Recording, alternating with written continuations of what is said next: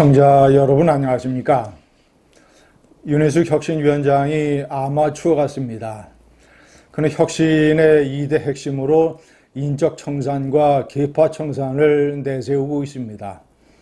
그 인적 청산에는 영순위에 해당된다면서 나윤, 장송 네 사람을 공개적으로 거론하기도 했습니다.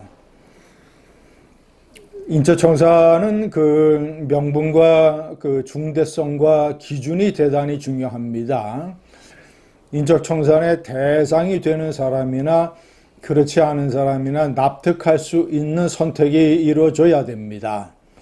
그리고 계파청산은 무엇보다도 논리가 중요합니다. 왜 계파가 있어서는 안 되는지, 계파가 어떤 해악을 저질렀는지, 어떤 계파는 나쁜 것이고 어떤 계파는 좋은 것인지 확실한 구분이 있어야 됩니다. 먼저 인적청산에 대해서 말씀드리면, 자, 영순위는 나윤, 장송이 아닙니다. 김문수와 쌍권입니다. 왜냐? 자, 최근에 겪은 이 보수의 악몽 같은 사태는 크게 두 개로 나눌 수가 있습니다. 하나는 윤석열의 미친 기염질이고, 두 번째는 그로 인해서 생긴 조기 대선에서 참패를 한 것입니다. 정권을 빼앗기지 않을 수도 있었는데, 바보 같은 음모, 공작, 욕심 이런 걸로 인해서 정권을 내주고 말았던 것입니다. 자, 비상계엄 사태를 보자면 1차 가해자는 윤석열입니다. 그리고 2차 가해자는 비상계엄을 옹호하고 탄핵에 반대했던 친윤계 핵심 의원들입니다. 이른바 한남동 사수파 45명. 그 중에서도 이제 경중과 유명도에 따라서 사람이 정해지는 것이지요.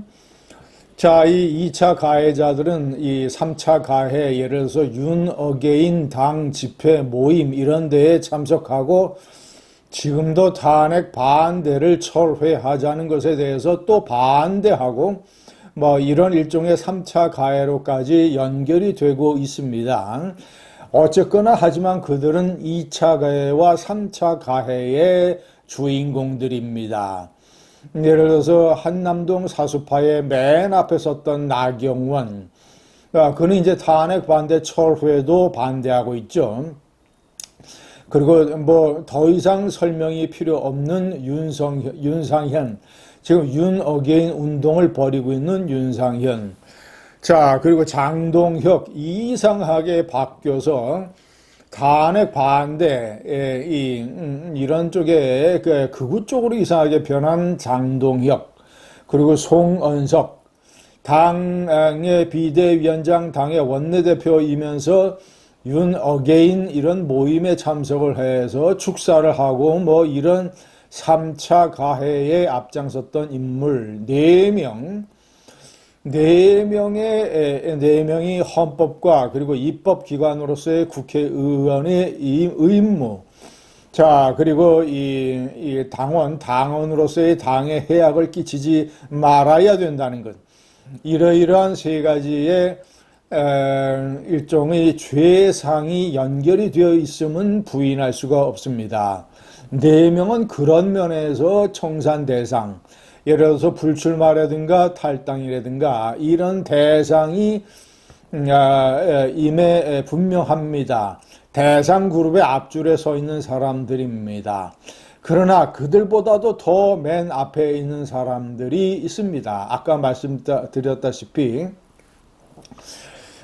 이길 수 있는 한동훈 같은 탄핵 찬성파를 적극 밀어서 배신자론 따위는 걷어치우고 그를 적극적으로 밀었으면 한동훈 태풍으로 이재명 후보를 이길 수 있었음에도 불구하고 한동훈이가 집권하는 것을 막기 위해서, 무슨 수를 써서라도 막기 위해서 배후에 윤석열이가 있고 쌍권은 한덕수 경선 사기 공작을 일으킨 주역입니다. 권영세는 특히 한동훈 전 대표가 비상계엄이 위헌이고 위법이라고 해서 지적한 것을 잘못된 일이라고 하는 망언을 했던 인물입니다. 권성동은 한덕수 출마를 촉구하는 데에 가장 큰 압력을 넣었던 사람입니다.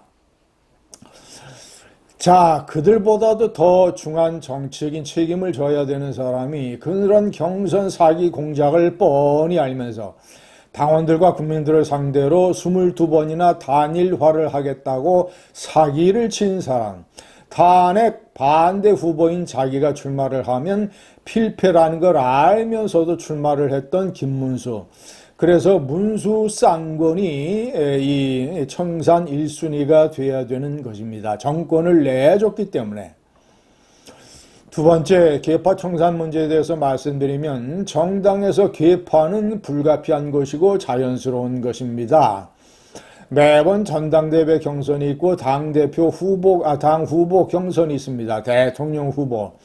그럴 때 자기가 지지하는 사람, 자기와 이념과 철학과 방향성이 맞는 사람, 이런 사람들을 적극적으로 지지하는 운동을 하는 것이 자연스러운 것이고, 그런 과정에서 모임이 형성되고 연대가 형성되고 그 연대가 강했다가 약했다가 하는 정도입니다. 친한계가 그렇습니다.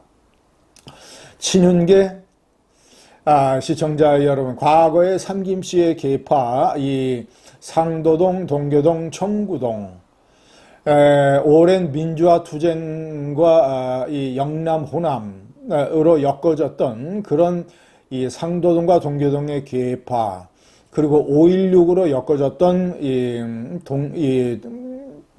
청구동 JB파, 이런 계파들의 결속에 비하면 지금의 계파는 이건 계파도 아닙니다.